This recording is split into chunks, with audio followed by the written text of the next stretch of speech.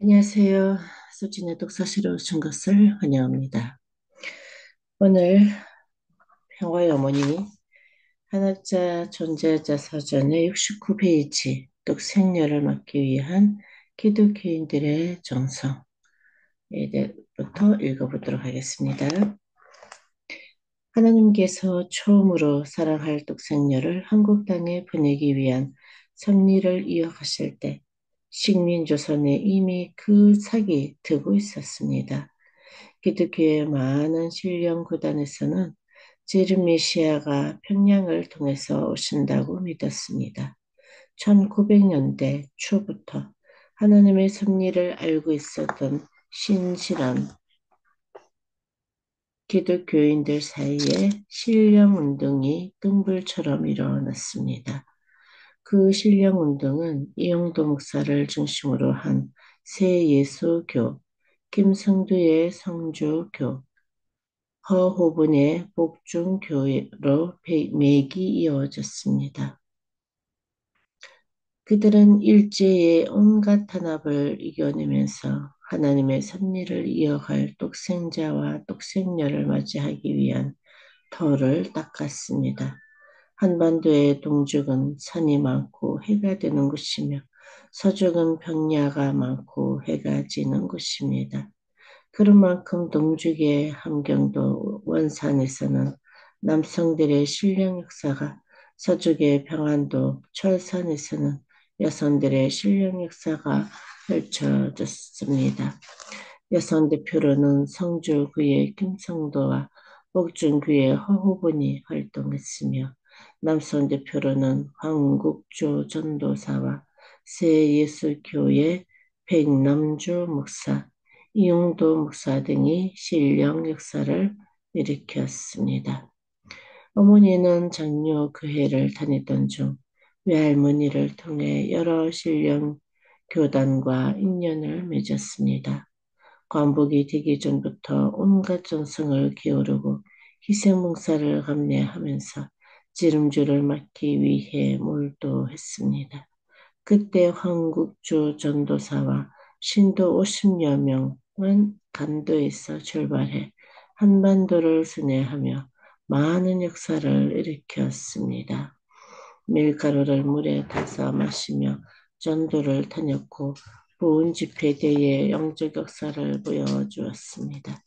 누이 동생 황지도 성령을 많이 받았는데 어머니는 이영도 목사와 황은자에게서 큰 감명을 받았습니다.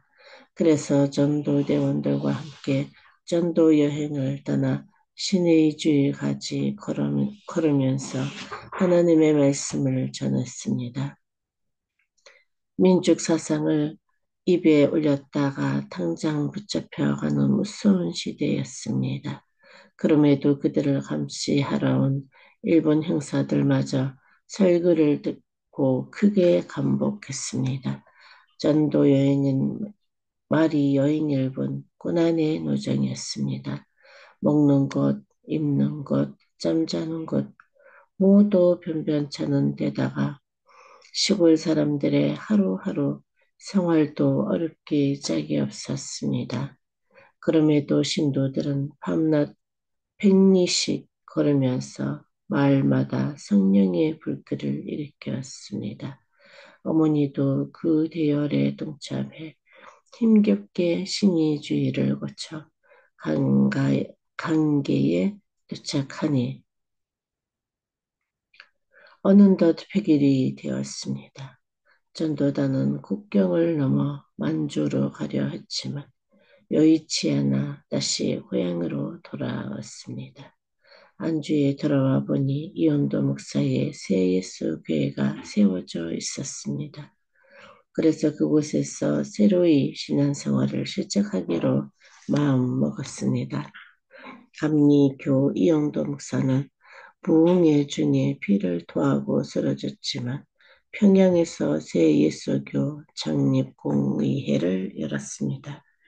그러나 그는 뜻을 펴지 못하고 33살에 젊은 나이로 원산에서 운명했습니다. 장례를 치른 후 새예수교는 이호빈 목사를 중심으로 새 출발을 했습니다. 외할머니와 어머니는 1933년부터 3년 동안 안주 새예수교회에서 신앙생활을 했습니다. 어머니는 다시 오시는 주님을 맞기 위해서는 더욱 정결해야 한다는 일념으로 매일 통곡하며 기도를 올렸습니다. 그랬던 어느 날 하늘에 계시가 내렸습니다. 기뻐해라. 그때의 아기가 아들이거든 우주의 왕이 될 것이요 딸이거든 우주의 여왕이 되리라. 어머니가 21세 됐던 해인 1934년 이른 봄 달맞이 밤하늘에 가득했던 시간이었습니다. 비록 하늘에 계시랐지만 그 말씀을 그대로 받들을 만한 아무런 현실적 여건이 마련되어 있지 못했습니다. 그러나 문희는 가슴을 쓸어내리며 담담하게 받아들였습니다. 저희에게 아들을 주시든 딸을 주시든 우주만큼 크게 여기며 하늘의 왕자와 공주처럼 소중히 키우겠습니다. 뜻을 위해 기꺼이 저의 한 목숨 바치겠나이다. 며칠 후인 3월 5일 어머니는 이호빈 목사의 주례로 26세의 청년 한승운과 혼례를 올렸습니다. 혼인 후에 아버지는 계속 교사를 하셨고 어머니는 가정을 꾸려 나가면서 교회 일도 열심히 하셨습니다. 아기가 태어나면 마리아의 해산처럼 어머니의 몸을 통해 세상에 나올 것이지만 하나님의 첫아들 독생자와 또는 첫 딸 독생녀로 우주를 다스리는 사람이 된다는 하나님의 계시를 절대 잊지 않았습니다. 그러면서도 마리아가 실패한 것에 반해 어머니는 절대 실패하지 않겠다는 굳건한 믿음이 있었습니다. 외할머니와 어머니는 불원간 개성교회에 큰 이변이 일어날 것으로 믿었습니다. 그러나 3년이 지났는데도 아무런 변화가 없었습니다. 그 무렵 외할머니와 교회 신도들이 평북 철산에 가서 은혜를 받고 왔습니다. 철산에는 영성신령이 교단의 김성도 부인이 이끄는 모임이 있었습니다. 그러나 김성도 부인은 시댁과 남편이 교회라면 진저리를 쳐서 교회에 나가면 매일을 맞았습니다. 김성도의 신앙에 감복한 신도들이 하나 둘 모여 가정 집회를 가졌는데 그 교회가 성주교가 되었습니다. 1936년쯤에 어머니는 외할머니를 따라 처음 철산에 가서 김성도를 만나 새로운 신앙생활을 시작했습니다. 나의 외삼촌 인홍순정 선생은 공부를 아주 잘해서 평양사법학교를 다녔습니다. 방학 때 고향에 잠시 들르면 누나를 만나기 위해 또 먼 길을 가야 했습니다. 경의선 기차를 타고 차량관역에 내려서 만나저를 걸어갔습니다. 어머니는 그렇게 힘들게 찾아온 남동생을 몹시 반가워하셨습니다.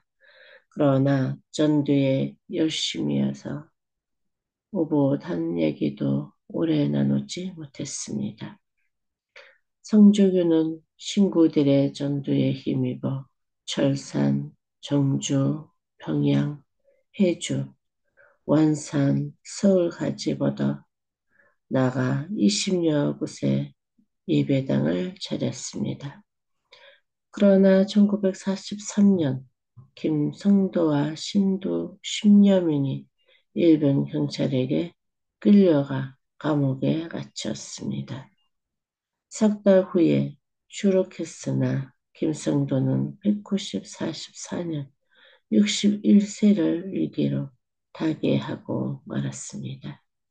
8년 동안 절산에 다니면서 에덴동산으로 복귀할 줄 알았던 어머니와 외할머니는 갑자기 막막해졌습니다.